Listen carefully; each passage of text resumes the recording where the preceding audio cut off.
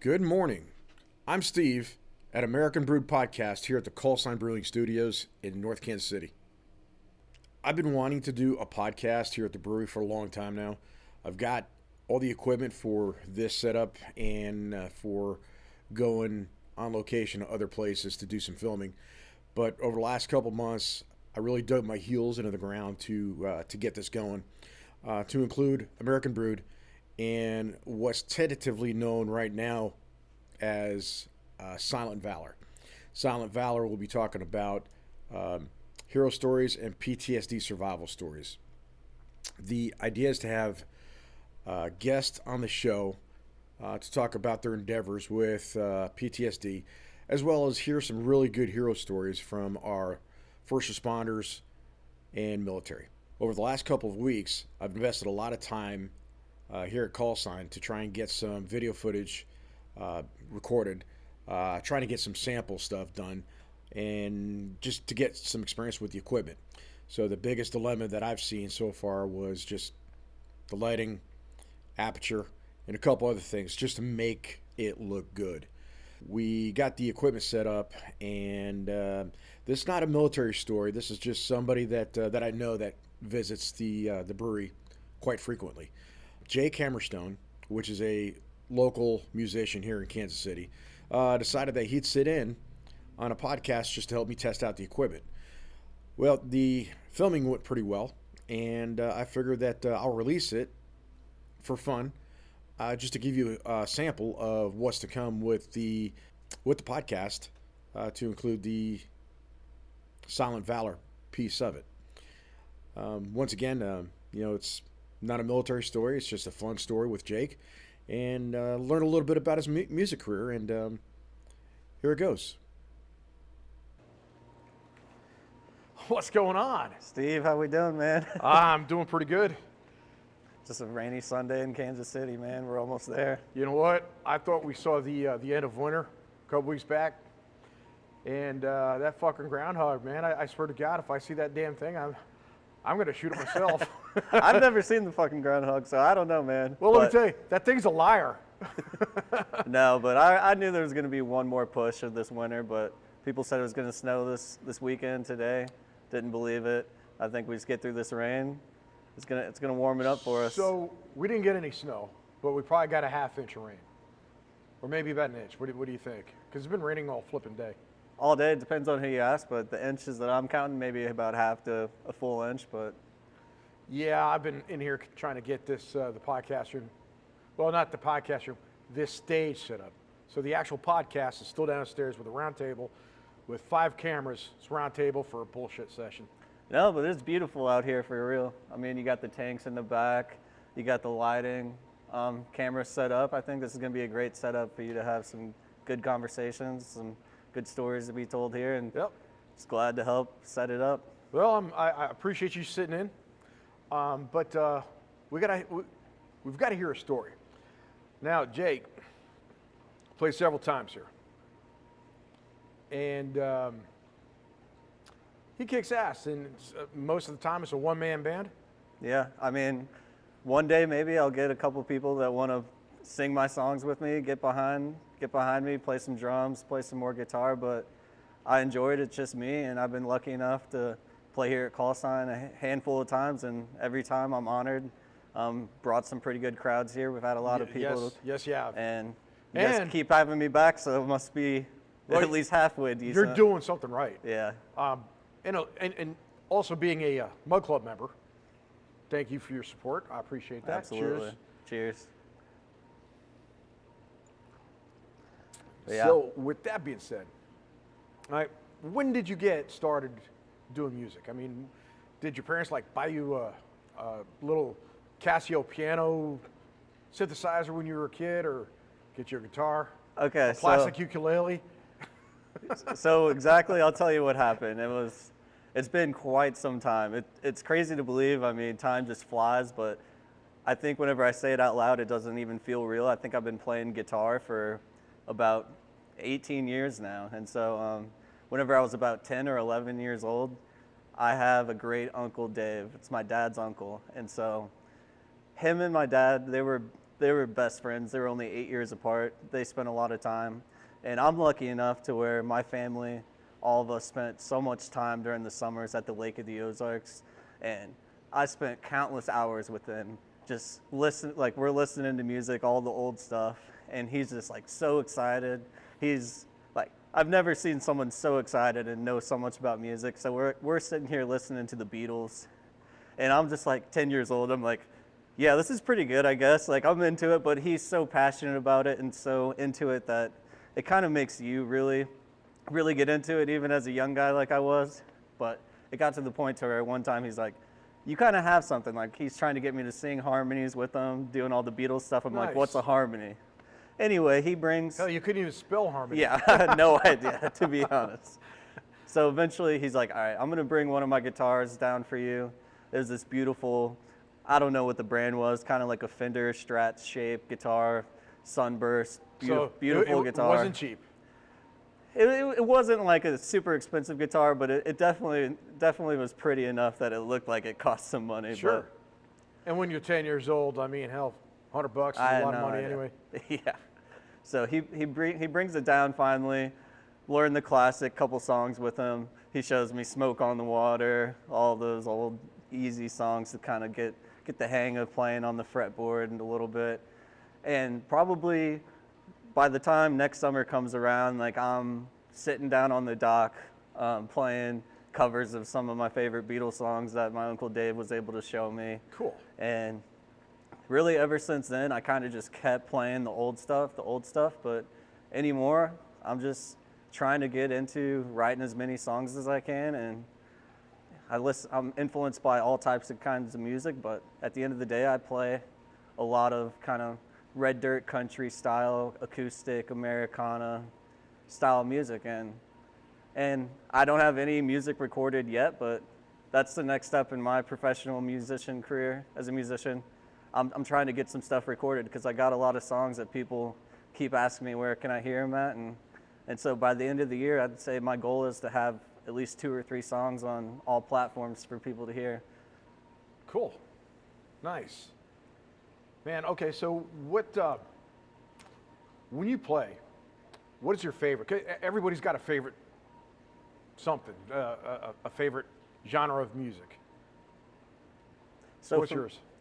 For me, I grew up listening and playing. Like back in the day, I played at the school talent show. I played all of Sweet Child of Mine, like all of Slash's part. So like I love like all the classic rock stuff, but anymore, I'm super heavily influenced by bands like Turnpike Troubadours. Wyatt Flores has been a really big influence to me in my career so far, along with Sam Barber. And some of these guys are just these younger songwriters who became really popular because of their honest and interesting storytelling and their powerful voices. And it's kind of been one of those things. It's like you see these people do it, and you're like, I can do something like that. I love playing live shows, so I try to play stuff for everybody. I know you love to play live shows because, heck, whenever you're playing here, you got this big smile on your face. It's like you're in your zone. Yeah, absolutely. So I try to do some crowd pleasers, but at the end of the day, like if you come out to one of my shows, you might have some songs that you've never heard before, but what you will know is that when I'm playing them, that emotion, that message comes through, and then people are like, did you write that song? And I'm like, sometimes no, but a lot of times I'm like, yeah, that's one of my new songs that I've been working on. And it's really cool to hear people give me good feedback, and I hope people do see whenever they come out to one of my shows, they see that energy that I bring, they see that you've got that feeling that this gives me. Nothing makes me feel more alive than getting to play my own songs and getting to play some of the songs that mean the most to me that other people have written, and to really get after it and get into it. And yeah. So let me ask you this. Whenever you started writing your own songs, how long ago was that? I mean, is it recent, or is this like shortly after picking up the guitar that you just, hey, I'm going to write a song? Yeah, I think the very first song I actually did write was not more than 2 years after the first time I picked up a guitar. So I would say I was about 13 years old, 13 years old the first time I ever tried to write a song. I can't exactly remember it. I definitely don't play it anymore. But it wasn't terrible. And you know, like your parents, they're supportive. They're your biggest fans all the time and the things that you do. So sometimes you're like, they tell you, oh, that's pretty good, like whatever. And you just think, is it actually really good, or do you just love So me? I'd be brutally honest with my son. That sucks. You know that, right? Sometimes it's helpful. It's just, Well- that brutal honesty is super helpful in the right moments. And that's okay. Because I've got friends that, especially when we were at 1.0, the first Yeah. brewery location, I've met a couple guys that are like, man, Steve, your beers are really good. And if I don't think, well, the conversation kind of continued to, it's like, well, I like the fact that you're telling me that, but be honest, if the beers weren't good or if you had one that you did not like, would you be honest? And a couple of my friends were like, no, I don't know if I'd have the heart to tell you. It's like, wrong. Yeah. That ought to be something that, hey, Steve, this beer tastes like crap. Okay, well, let's revisit why it is. And, same thing with, anything else like songwriting. It's exactly the same thing because A true friend will tell Yeah. you. Like, you man, don't need someone to kiss your ass and say, No. oh, that was the best song I ever heard. Or like, that song's so good. I love all of your songs. All of your beers are the best beers I ever had. It's like, no, it's Well, not. some of that is true, though. I'll tell you what, we got some pretty damn good beer and some pretty good songs coming out of this duo right here. And no, like, it's one of those things, it's like, where that brutal honesty and that truthfulness, there's that fine line for the right place and the right time for each of them. So kind of when you're getting started, obviously if it's not good, you might want to just be a little honest. But also Sure, that yeah. honesty can propel someone to make a better product, write a better song, to want to be a better singer, to want to be a better guitar player, and same for making beer. And so you might need a little bit of that, but also like you need a little bit of that positivity, that positive feedback to Absolutely. encourage the dream. Well, yeah, I mean, you it's, don't want to see you it don't want die. to stomp them down Yeah, every so- time either. But it's okay to be told, hey, that's not really a good song. And to be honest, like music, especially in the last 3 or 4 years, music has saved my confidence as a human. For the longest time, especially with music, it's I'm thinking nobody wants to hear me play. No one wants to hear the songs that I'm writing. No one wants to hear the stories that I tell. And ever since I really got into playing live shows and really getting good feedback, and also like that brutal honesty from people, it's helped me become more in tune with what I want out of life, the confidence yeah. that I carry with me, and just being comfortable. Like, my songs aren't going to be for everybody. Your beer might not be for everybody, you know but what? there That- is going to be a beer for somebody. There's that's a song 100% for correct, everybody. because you don't, you're not. First of all, you're not going to please everybody. I've got my own rule. If at least 51% of the people like my beer, or like me, or like what I'm doing, 51%, that's more than half, right? Give me that. Yeah. And then I'm doing it right.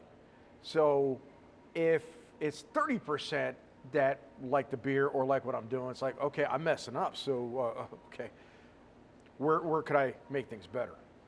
But that's just me. That's my number I work with. Yeah, so for me, I mean, ever since I got out and kind of got out of my comfort zone, it took me the longest time. I had people in my life telling me, you need to try to ask around businesses for gigs because you are good enough. But I never really believed that I was good enough to get paid to play live shows. Really, honestly, Hell, until I I've started paid you a coming couple here. times, yeah. It's actually crazy because the first time I really played a live show and got paid to do it was here at Call Sign, and I'm forever grateful for that because it's propelled me to become Man, that's more awesome. active and more into what like the music I want to make, and keep trying to play more and more shows and keep trying to be a better person and a better musician. And the funny part is, I remember that first time you played. And is that seriously like the first time you had a big? Or, That was the or an first audience? time I ever had a gig and was I- a paid musician. I would never have known, unless you told me like you did now. I would have never known that. Holy crap! Seriously, Yeah. good for you. Yeah, it's awesome. It was the scariest thing I ever did, and to be honest, it's funny how that was probably 3 years ago, right around 3 years ago at Yeah. this point, 2.5, I mean, 3. that's pretty much when we opened up this place. And so at that point, I'm super nervous to get out in front of people. But today, like flash forward a couple years, Yeah. I'm so excited to be in front of people, and yeah, still working out some kinks to maybe throw some more jokes in there to try to have better conversations in between songs while I'm working out my capo, working out my tuning. But I'll tell you what, like the confidence I have in each song is night and day from that first time to the most recent time I played here about Good for 2 you. weeks ago. Sure. All right. So as far as the songs that you've written yourself, you got to have a favorite. Okay. So one of the songs that's really the story of kind of my emotional journey and who I am. Which, by the way, if I may interrupt you real quick for this Yeah. one. See, music. What's the best way to describe this? Music influences a lot of lives. Whether, you know, like if you're falling in love, you hear love songs. You know, it's relatable. So one of the songs that really hits home for me, that kind of is my anthem a little bit, that I've been playing for about 2 years now. It's a song that's called Will I Ever Change? And it kind of ties back into that mindset of, am I ever going to get over the hump to take more chances in life? Am I ever going to get the nerve to ask that girl on a date who I've been thinking about for a while? Like, am I ever just going to not be afraid to be myself in a moment and not Right. worry about what they think? Just know that I went and was myself. And if they don't like it, that's on them. But the song's called Will I Ever Change? And it just tells that story through kind of like an interaction with the bartender. Wait, one of my bartenders. Unfortunately, Oh shit. no, it's not. No, yeah, it's interesting. Yeah, I wrote it kind of just because I couldn't stop thinking about that bartender, but also along the way, I'm like, ooh, there's kind of another message that I'm trying to convey about myself, and it's one of the things that I think about my songs is sometimes they're too personable to just me, but also I've had people come up to me and say, yeah, like that's such a great message to a lot of people because they can relate to not always having the confidence in any given moment to Right. go up to somebody, to introduce yourself to the new business manager, whatever situation it may be. Like it's just kind of humanizes and brings to life just the battles within that you have to, Yeah. like sometimes you got to talk yourself into. Yep. Do you have a guitar in your car right now? I don't, but Fuck. Ooh, we do have Snake Saturday coming up. What are your plans? What are you doing? You'll be here? yeah, I'll be here playing music starting at 6 o'clock, man. Uh-huh. Oh yeah, I'll be hanging out, probably go to the North Kansas City Snake Saturday parade and maybe check out like a couple other places, Restless Spirits, some other local North Kansas City spots, and then I'll be ready here, bring a crowd, and we're gonna get rowdy for Snake Saturday. I'm gonna play my heart out, man. I know it. I love it. So I'm right. excited. Well, hey, listen, dude, I appreciate your time. I appreciate you being here, and thank you very much, man. Yeah, I'm super excited, man. This has been a great time. It's always a pleasure with you guys. Cheers. Cheers. Beers with Steve.